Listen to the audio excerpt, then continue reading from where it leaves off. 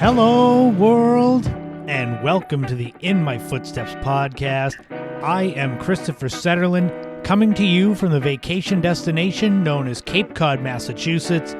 This is episode 99. We're ending 2022 in style with a loaded show. We're going to kick it off with a spot that likely rang in a lot of New Year's for you longtime Cape Codders, the legendary Compass Lounge of Yarmouth.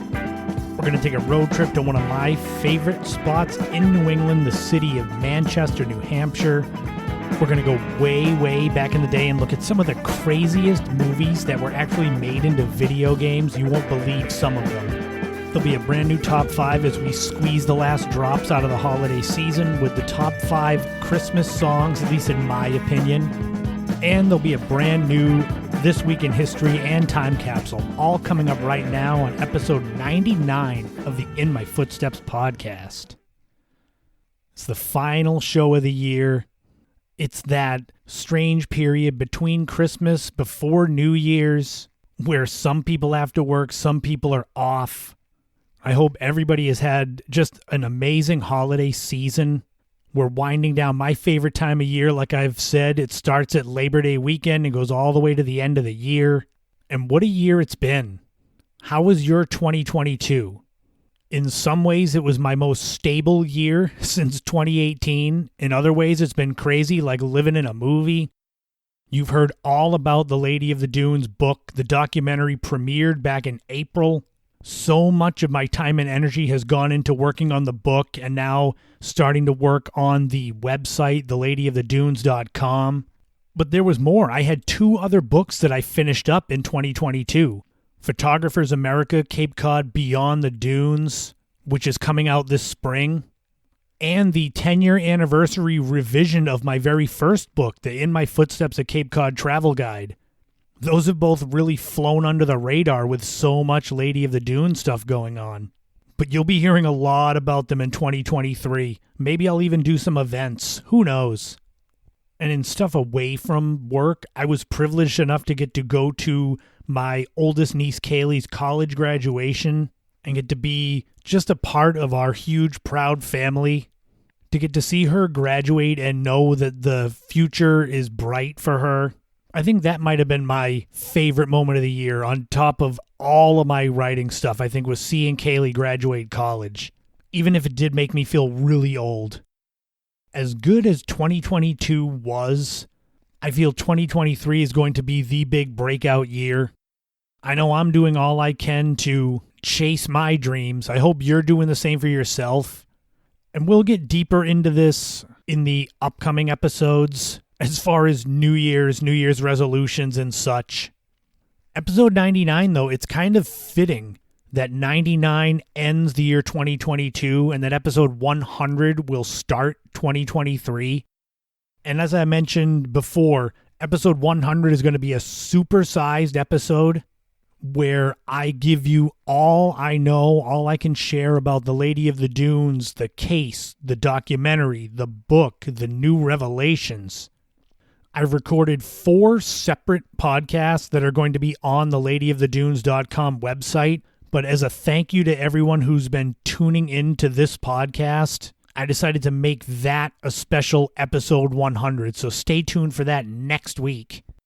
But this year has been the best for the podcast, and I'm so grateful to all of you that have listened, that have shared, that have reviewed it, that have donated, bought me a coffee if you've wanted to.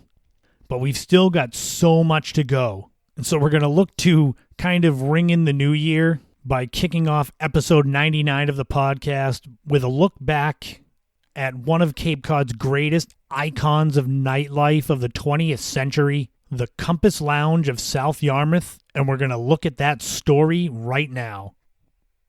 I find it fascinating as a longtime Cape Codder to look at the landscape of Cape Cod and remember what used to be where when I was a kid, and looking at places that are kind of inconspicuous now, but that used to be raucous centers of entertainment that the youngest generation would have no idea about.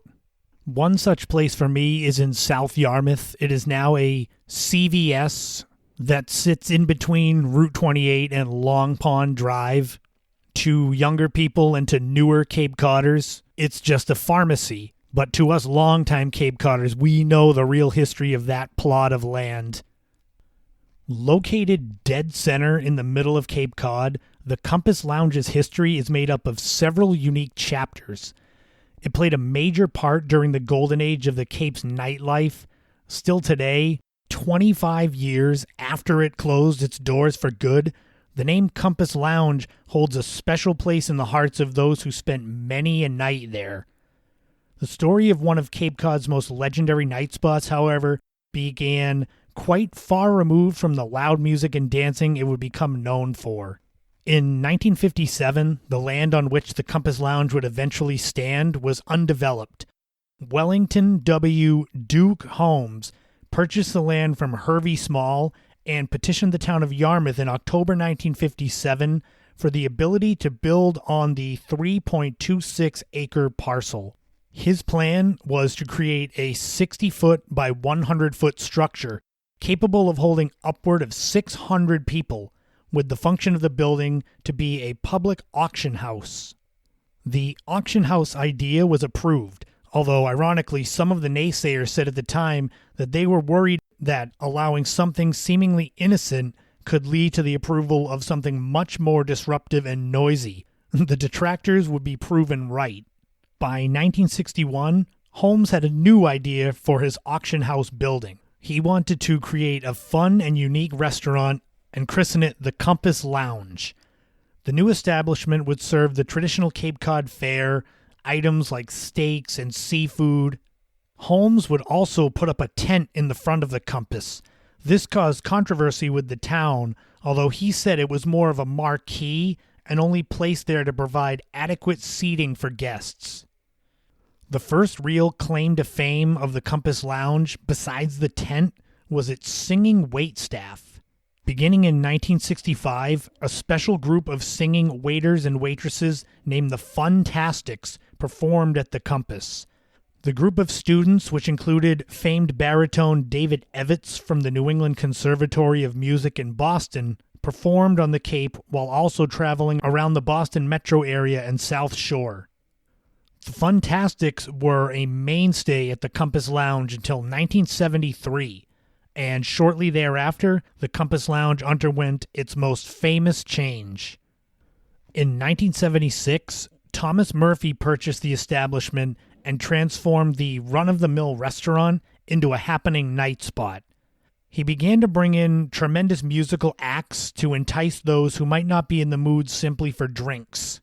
Revolutionary Boston rockers, the Cars, played a gig at the Compass when they were on their way up, while former Monkees members Davy Jones and Mickey Dolenz showed up in August 1977, years after their most successful period.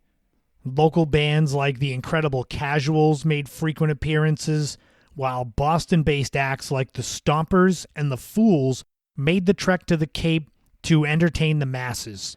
Murphy was able to bring in acts like Beaver Brown and Chubby Checker as well. The Compass Lounge rapidly became a kingpin in the booming nightlife scene of the Mid-Cape in the 1970s and 80s. The music and dancing brought in a certain segment of the public, while cheap drinks brought in others. Tuesdays and Thursdays became 25-cent drink nights, which eventually jumped to 50 cents in the 90s, while Sundays, Mondays, and Wednesdays were known as 2-for-1 nights, with drinks served in plastic glasses. The joint was always jumping inside and outside, on the patio, even around back at the Sunset Club, specifically for the underage partygoers. To avoid any confusion, wristbands were given out to those old enough to drink to make it easy on the bartenders, and obviously avoid any issues with law enforcement. The musical acts, cheap drink nights, ladies' nights, and more eventually led to an enlargement of the building. Wellington Holmes' original 6,000 square foot building, capable of holding 600 people, grew to 9,700 square feet and was able to hold 1,000. The Compass Lounge laid claim to having the largest dance floor on Cape Cod and perhaps the South Shore after that. The huge popularity of Thomas Murphy's Compass Lounge had a price, though. By the early 1980s, the tide was shifting. There was the beginnings of a crackdown on drunk driving, with the Yarmouth Hyannis scene including icons like the Mill Hill Club, Guido Murphy's, Rascals, Velvet Hammer, and more. It was the perfect location for a new initiation. The Alcoholic Beverage Control Commission started Operation Last Call, tracking the number of drunk driving incidents traced back to specific night spots. And the Compass Lounge, they ended up being at the top of the list. Although it was not immediate, the effects of the Operation Last Call would have major consequences. In April 1989, the Compass Lounge underwent another change. This time the establishment was taken over by Mehdi Hosseini and Alan Kassé, renamed Casbar, complete with a Moroccan motif and a $2 million sale price. This new club attempted to add a touch of urban disco to Cape Cod in an attempt to give the area its first real nightclub, quote-unquote. It did not work. In 1993, the Casbar was no more, and the Compass Lounge had been reborn. But this last run would see the iconic club running out of gas.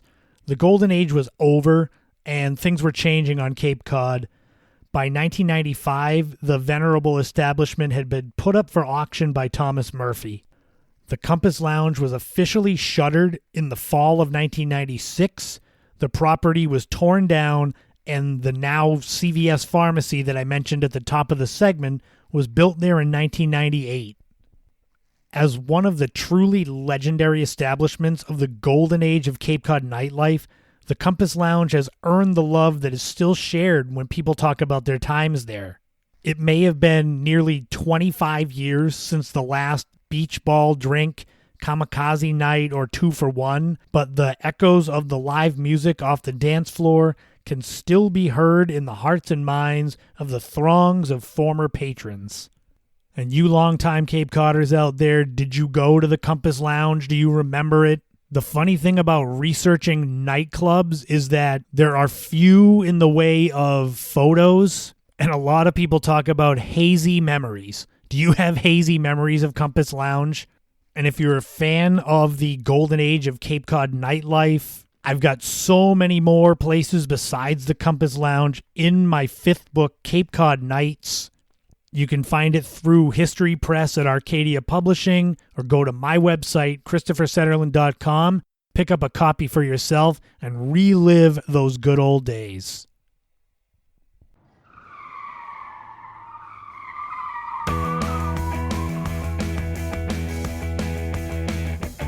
Manchester, New Hampshire. Like I said at the beginning of the podcast, one of my favorite places in New England.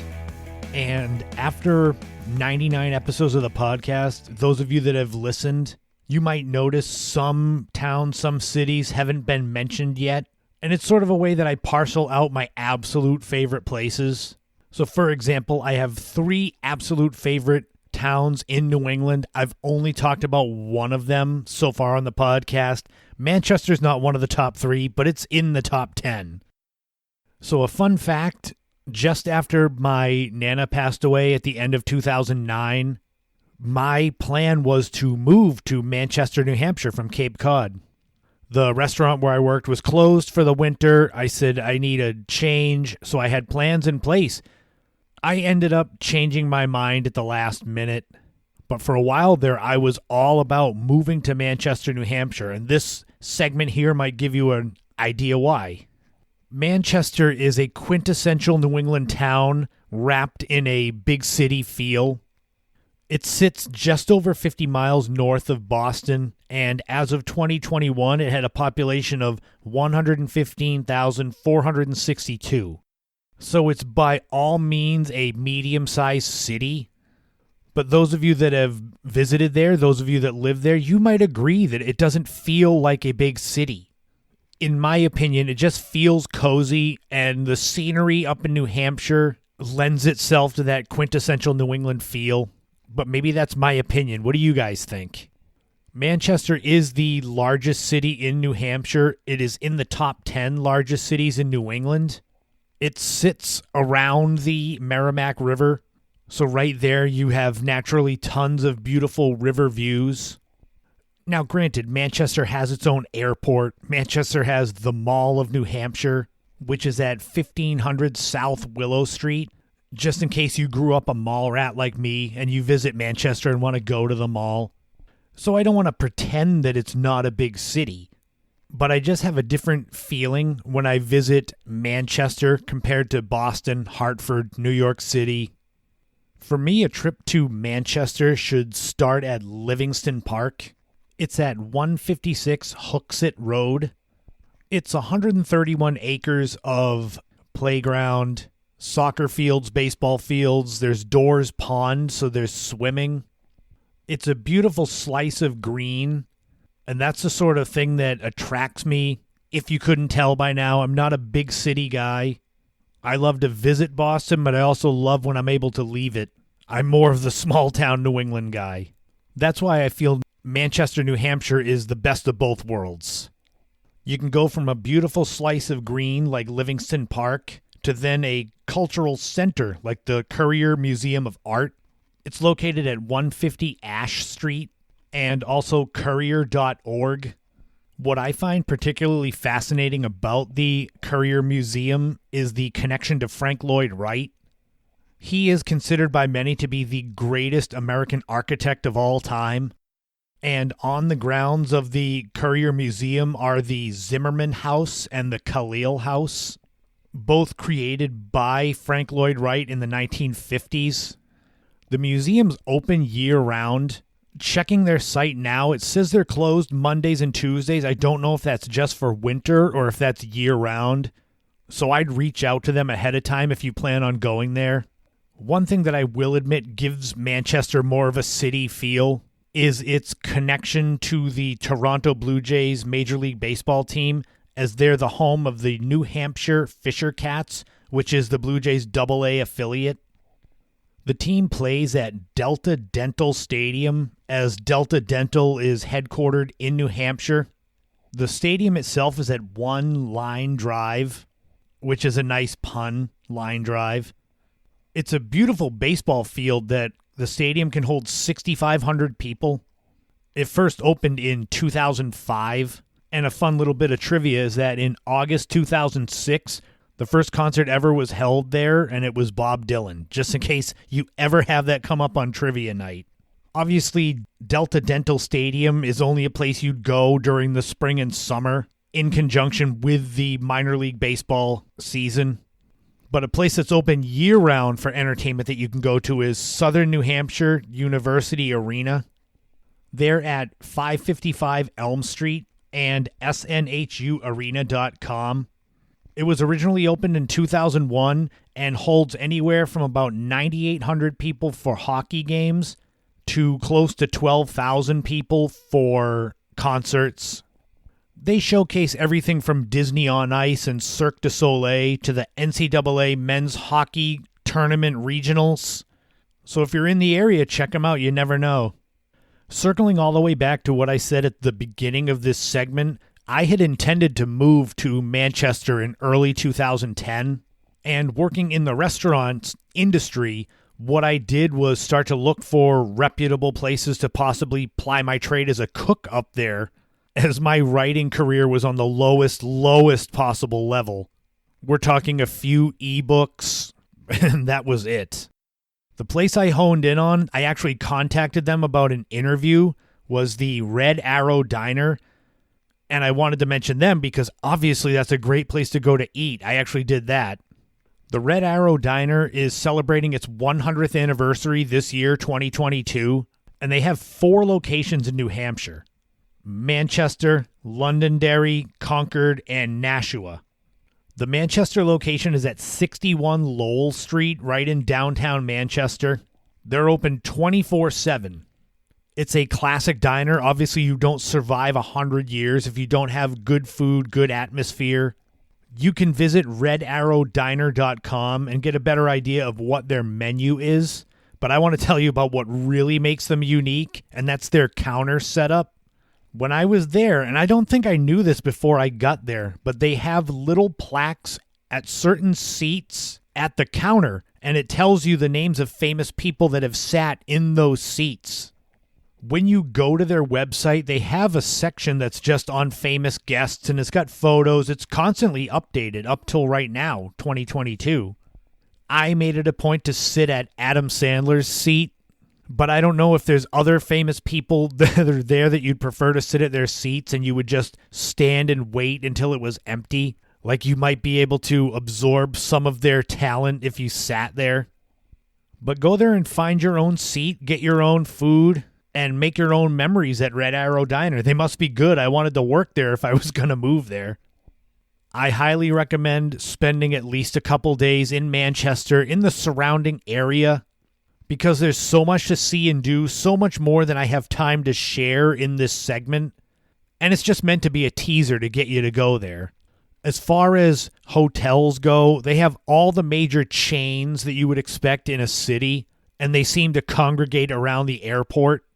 If you're looking for something more quintessential New England, I'd recommend visiting Airbnb. There's tons of homes there that you can rent rooms or rent apartments and all that. Visit the Greater Manchester Chamber of Commerce at manchester-chamber.org. I always push you towards the Chamber of Commerce because they have the best look into what visitors will want to see and do. For years, I was a member of the Yarmouth, Massachusetts Chamber of Commerce, and I knew that our first and foremost, our job was to entice people to come here, give people a reason to visit. So that's why I always end these with telling you to check out the Chambers of Commerce. But as with all of these places, all of these road trips, the best thing to do is just go there, drive, or fly in, and find your own way. Manchester is a city that feels like a quintessential New England town. Far more cozy and inviting than most cities that I've been to. And you can't go wrong with any place that I mentioned during this segment, or just going and finding your own way. Just over 50 miles north of Boston, pretty easy to get to from most places in New England. That's why I put Manchester, New Hampshire up near the top of my list of favorite places to visit in New England. And I'll return next year in 2023 with a brand new road trip featuring another one of the hundreds and hundreds of beautiful cities and towns that New England has to offer.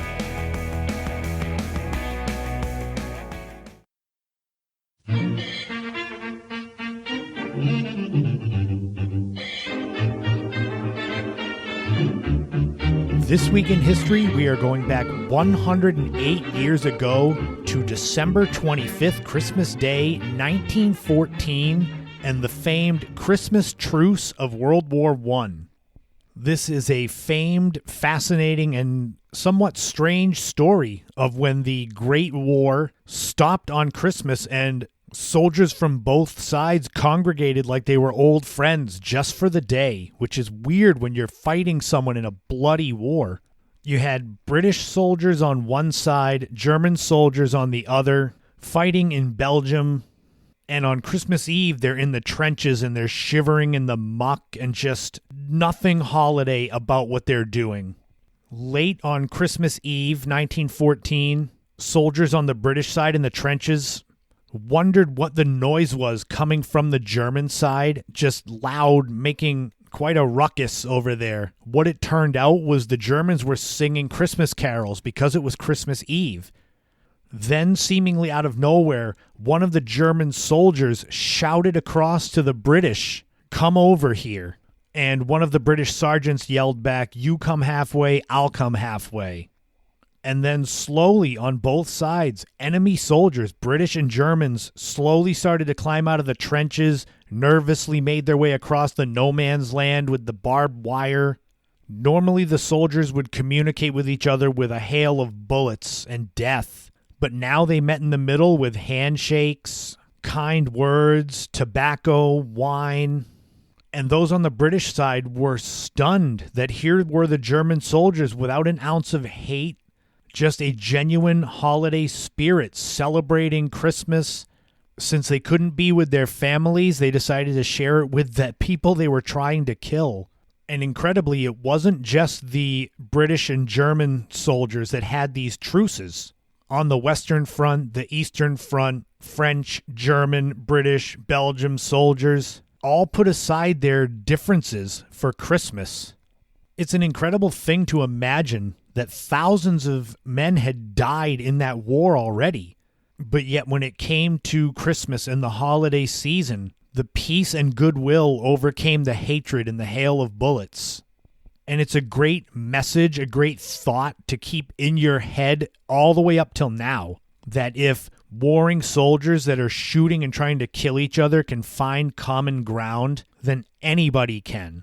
And that strange, shocking, but true Christmas truce in World War I happened 108 years ago this week in history. And now it's time for a brand new time capsule. We're going back 66 years ago this week to New Year's Eve, 1956, as this was the anniversary of the very first New Year's Eve TV broadcast that was held on CBS. So let's see what was going on in the world of pop culture back on that New Year's Eve. The number one song was Singing the Blues by Guy Mitchell.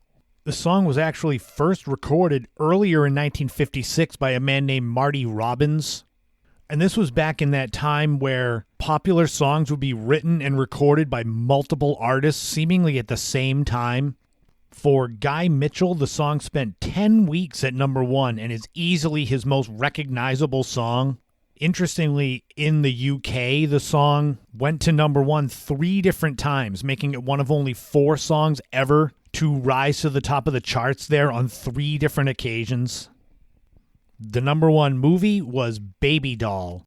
It starred Carl Malden and Carol Baker, basically about an immature young woman that tries to hide an affair she's having from her husband. It's based on a screenplay written by Tennessee Williams.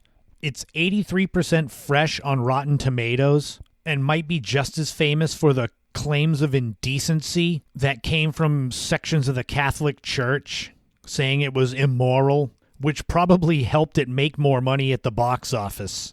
But go see for yourself if it's really indecent, or what indecency was seen as in 1956. The number one TV show was The Ed Sullivan Show. The Ed Sullivan Show is probably the most famous TV variety show ever. It ran for 23 seasons.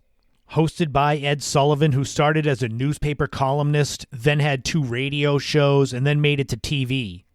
Of course, perhaps the most famous Ed Sullivan Show was the debut of the Beatles in February 1964, seen as one of the most important and impactful television moments in history. But other than that, there was more than 1,000 episodes of The Ed Sullivan Show from 1948 to 1971. And Ed Sullivan, the man, and the show still to this day remain one of the most important in the history of television. And if you were around back then, New Year's Eve, 1956, maybe you were a little kid trying to stay up, watching that first ever New Year's Eve broadcast on CBS, you need something to keep you occupied, to keep you awake. Well, if you were lucky and you had the hottest Christmas toy for 1956, you had Play-Doh. Created by a man named Joe McVicker as an alternative to modeling clay, it didn't take long for this to become a grade school staple for art projects and just for fun with kids. Hell, my nieces and nephews still play with Play-Doh. And you could get 4 of those little jars of Play-Doh for 99 cents and make whatever you want with different colors.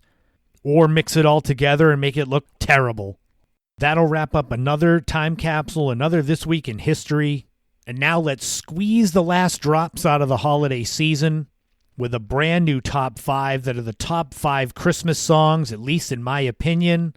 So let's get back into the spirit one more time this year.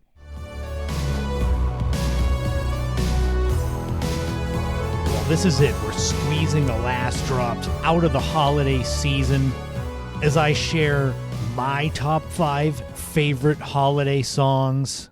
As with all of these top 5s, and probably really likely with this one, your top 5 will differ from mine. And these are all in no particular order.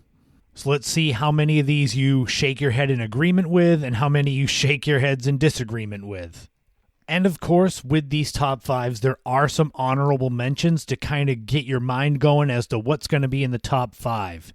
So on my honorable mentions for top 5 favorite holiday songs, we have Happy Christmas by John Lennon, The Chipmunk Song by Alvin and the Chipmunks, Holly Jolly Christmas by Burl Ives, White Christmas by Bing Crosby, and Last Christmas by Wham. How many of those are at the top of your lists out there? Well, let's keep the festive times going as we start off with number 1 on my list of top 5 holiday songs, Baby Please Come Home, It's Christmas by U2. This song came out in 1987. I think it's actually just called Christmas, and Baby Please Come Home is in parentheses. But you all know how much I love U2. The song was originally recorded by Darlene Love in 1963. And I remember the video on MTV, and this was at the height of the Joshua Tree album, so U2 was like as big as they were going to get. It's a rocking, bouncing, festive song. I think I had it on an album called A Very Special Christmas. This song was also covered by Mariah Carey and Michael Bublé, among others. And I think you'll find most of these holiday songs, even the honorable mentions, are covered to death because there's only so many. And I say that, and then surprisingly right after is an original with number 2, Wonderful Christmas Time by Paul McCartney. This song was recorded in 1979 during the sessions for Paul McCartney's McCartney 2 album. It's known for that synthesized piano in it that gives it kind of a unique sound. Interestingly, when this was released, the song charted in the UK, but didn't chart in America, and didn't make it on the official Billboard Hot 100 chart until December 2018. But this, just like all these songs, they remind me of Christmas time when I was a kid. And you know how music combined with special times, with special people, the music kind of seeps into your soul, and that's where all these come from. And that goes even more for number 3, Rockin' Around the Christmas Tree by Brenda Lee. This song was recorded and released in 1958. So there's generations all the way through my parents that remember this song as kids. This has been in so many holiday movies, and it's been covered by Miley Cyrus, Justin Bieber, Amy Grant, and even Olivia Newton-John and John Travolta, which I didn't know they had a Christmas album until right now. This song always reminds me of Home Alone, so I think that's another reason why it's on my list. And speaking of going back to childhood, that brings us to number 4, Feliz Navidad by Jose Feliciano. Jose Feliciano first recorded this song in 1970, so obviously that was before I was born. But the reason that I have such fond memories of this is because of the inclusion of the song on the album A Treasury of Classics from Avon. And that's Avon, literally the company, the perfume, hair, beauty products company. They had a Christmas album they put out in 1985, and my mother had it, and we would play it all the time during the Christmas season. And Feliz Navidad was on there. I'm sure if you have that original album, it's a collector's item now. But again, this is another upbeat song that just got you in the mood to celebrate the holiday season. I find it interesting that my top 5 are all the upbeat songs, really none of the slower ones that you'd put on in the evening with the fire going and the lights out but the Christmas tree lit up. I guess they all remind me of childhood, and as a kid you have all the energy, so you want the songs that get you moving and dancing.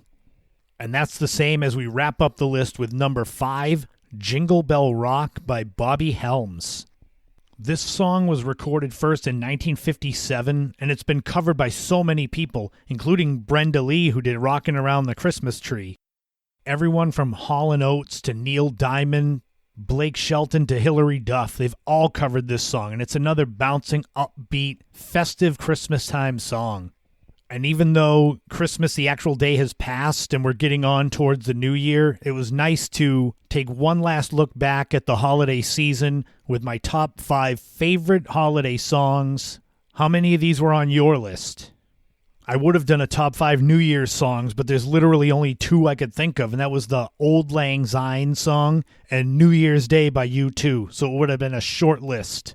But I'll be back next year in 2023 with a brand new top 5, just as random, just as fun. So stay tuned.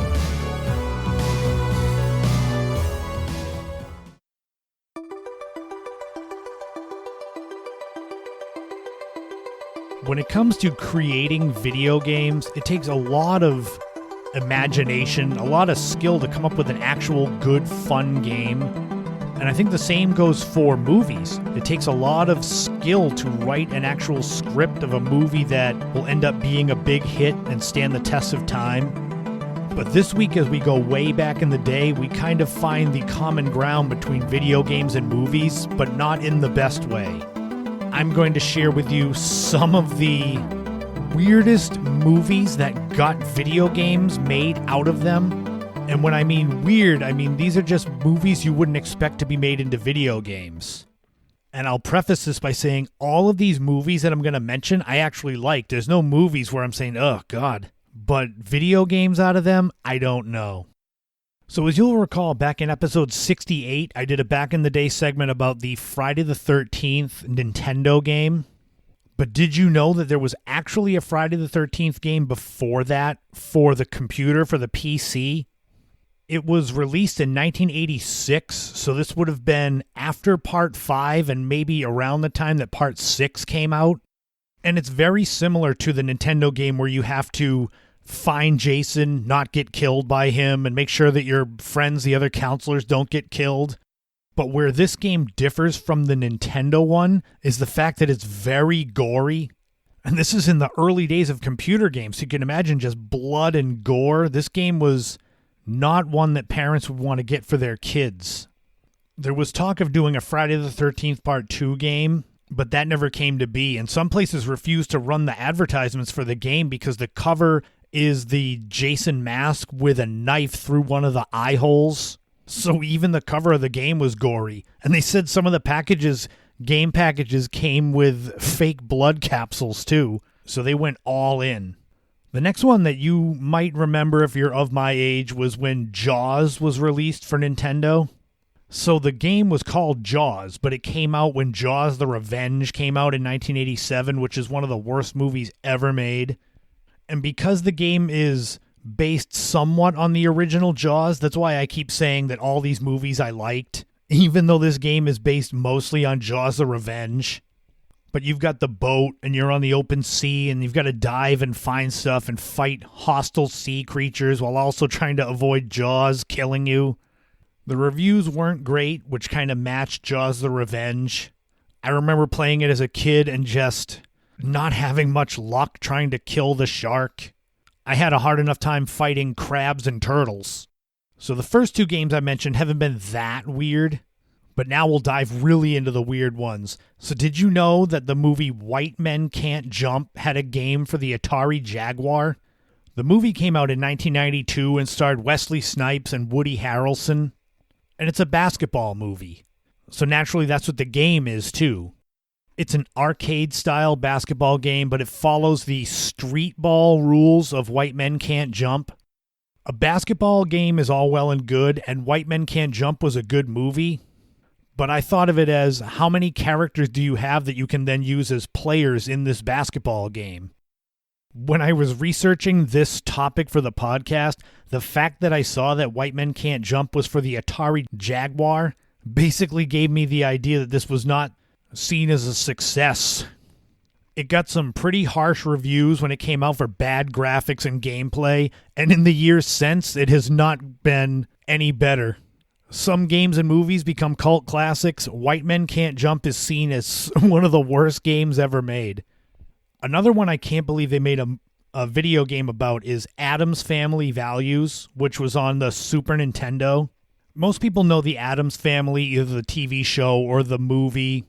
And this is based on the sequel. The game came out in 1994, and you follow Uncle Fester as he searches for his kidnapped nephew, Pubert E. Addams. It's an action-adventure game. I would put that in quotes, I think. It's got the other Addams Family characters in it as well, but it's mostly Uncle Fester. I just don't see this as being a movie or a franchise that was in need of a video game, but what do I know? And at the time, the reviews were not bad, average to slightly above average. Do you remember the movie Little Nicky with Adam Sandler where he's basically like the son of Satan and he comes to Earth and he's very special? We'll just put it as that. Well, they made a game based on that for Game Boy Color. The game and the movie both came out in 2000. All I can find is it's a 15-level adventure game where you've got to go through the streets and subways of New York City. Game Boy's graphics, you get what you pay for, even the Game Boy Color. But seriously, when you think about movies that deserved video games, I don't think Little Nicky would be in your top 5,000. Some of these remind me of when I did the segment a few episodes ago about forgotten trading cards. And you had things like Howard the Duck or Alf getting their own trading cards. It's almost like video games became that, where it was like, here, throw together anything to help promote the movie. But Little Nicky's reviews were average at best. Another movie that I'm talking about that I really enjoy that got a video game, I don't understand why, is Napoleon Dynamite. And this was for the PSP. Napoleon Dynamite came out in 2004, and it's just one of my favorite movies. So many fun quotes, with the characters seeming like they're stuck in the 1980s despite being in the 2000s. That being said, the game is not seen as favorably. In the PlayStation Portable version, there's 30 mini-games, while the Nintendo DS, there's 25 mini-games. Some reviews say the gameplay and the graphics are pretty good. Others say it's not good, so I guess it's who you believe. You might have to play it for yourself. But I would say only play Napoleon Dynamite's game if you can get it free. Don't spend your money on it.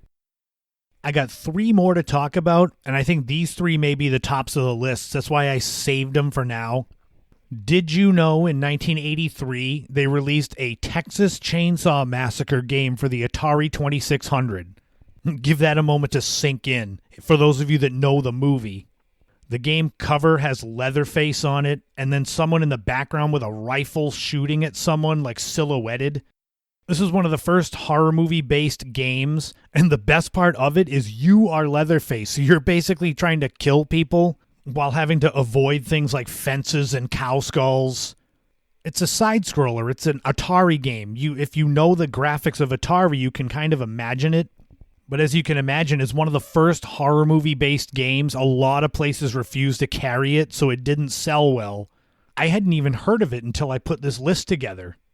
I just think about me being 5-6 years old. I had the Atari 2600, and if I had asked my mother, can I have Texas Chainsaw as the game? Boy, that would have gone over well. But speaking of one I can't believe got made into a video game, do you remember the movie My Girl? It's the 1991 movie with Macaulay Culkin, Anna Klumsky, Dan Aykroyd. That's when Macaulay Culkin dies at the end from all the bee stings. It's this heartwarming movie, young love and all that. Video game, though? I don't think so. You basically play the game as Macaulay Culkin's character and just do what he did in the movie. There's a good article on BuzzFeedNews.com about the game, and it's got little GIF-type clips of the gameplay, and you literally are just Macaulay Culkin in this world of this movie. I think of all the games that I've mentioned, this one is the weirdest one, because there's no point, there's no adventure to it, unless you're trying to avoid the bees that kill you. But all the rest have some sort of point. Well, maybe not Napoleon Dynamite, but still. If any of you have played My Girl, let me know if you liked it, or if you go track it down, and don't waste your money on it. But the last one I wanted to talk about, we're going all the way back to the Atari 2600. Does everyone remember the movie Porky's? Raunchy comedy, a lot of gratuitous nudity and adult humor. That was made into a video game. The movie came out in 1981. The game is from 1983, and it's 8-bit graphics. Basically, you play as the character Pee-wee, and you want to blow up Porky's bar, so you have to collect everything to build your bomb. As with all of these Atari games, they're basically all side-scrollers. They kind of all look the same. With Porky's, there's a level up top. There's a subterranean level similar to Pitfall. But again, this movie just doesn't translate to a video game. Have any of you played any of these games? I would think of all of them, you may have played Jaws, or younger people may have played Napoleon Dynamite, since PSP is more recent. And if you ever want me to do deep dives into any of these, let me know. I'll be sad if you do, but I'll do it because I know it's of interest to some of the listeners. But there you go, a trip back in the day to some of the weirdest movies that got made into video games. And if I find any more, I'll make a part 2. But right now, go find some of these games and play them and be sad. Or better yet, watch the movies and be happy. That wraps up episode 99 of the In My Footsteps podcast, the last one of 2022. Thank you so much to everyone that's been tuning in. I hope everybody has a happy new year. If you're going to make resolutions, make them something that you really want to stick to. I know coming up is going to be a lot of people talking about getting in shape, back into shape, changing lifestyle habits. The only advice I can give is make your goals manageable and at least somewhat fun so that you can stick to them. Going from 0 to 100 doesn't get you to your goal faster. It just makes you lose control and crash. And there's a good metaphor for you. Next week is episode 100, and I'm so excited for this first ever supersized episode. Everything I know and that I can share about the Lady of the Dunes case, documentary, book, the new revelations with the identification of Ruth Marie Terry. I hope you all enjoy it. Like I said, I was going to put it just on theladyofthedunes.com, but because so many of you have done so much to help keep this podcast going and growing, I wanted to share it with you. And you can share the podcast with people you know. You can buy me a coffee. There's a link in the description of the podcast. Any donation goes to advertising the podcast. Cape Codders, you can help out by supporting local businesses. Places that have sponsored the podcast in the past, the Cleeton Anchor Restaurant in Dennisport, Pleasant Lake Pizza Shark in Brewster and Chatham, Cove Road Real Estate in Orleans, Barb's Bike Shop in Dennis, Cape Hook Designs, and of course, you can go online to Kiwi's Customs, both spelled with K's, for homemade, handcrafted Cape Cod jewelry, accessories, clothing, cat and dog sweaters, baklavas, so much more. Go to Etsy.com, or better yet, click the link in the description of the podcast and check out Kiwi's Customs, both spelled with K's, at Etsy.com. I wanted to take a minute to give a special birthday shout out to my Uncle Bob, as his birthday is right after Christmas. So I hope it's good. I hope you listen and hear this so you know I wished you one on the podcast as well as in reality. Find me all over social media. I'm still at Twitter, Instagram, the YouTube channel, YouTube videos, my homepage, ChristopherSetterland.com. There's links to so many of these things in the description of the podcast just to make it easy on you. I hope everyone has a good 2023. Obviously, you're going to hear from me a lot in the new year. I just wanted to kind of say it before the year starts, that I hope all that you dream and wish and desire comes true for you. I'm hoping all the good vibes. I feel it for myself. There's all this momentum building, and it's just a matter of just pushing forward. A big part of that is your own mindset, your own mental health. So be sure to lean into the things that make you happy. Be good to yourself. Go easy on yourself. Because now as the holiday season is going to come to an end, now it's the cold, kind of sad and lonely short days of winter. And these can be the hardest to get through until March when spring comes around. So just focus on the things that make you happy, positive things that can push you forward through these cold months, because everything starts with your own mental health. And remember, in this life, don't walk in anyone else's footsteps. Create your own path and enjoy every moment you can, because you never know what tomorrow brings. Thank you all for a great 2022. Stay tuned for 2023. Episode 100 is next week, the special supersized Lady of the Dunes episode. This has been the In My Footsteps podcast. I am Christopher Setterland, and I will talk to you all again soon.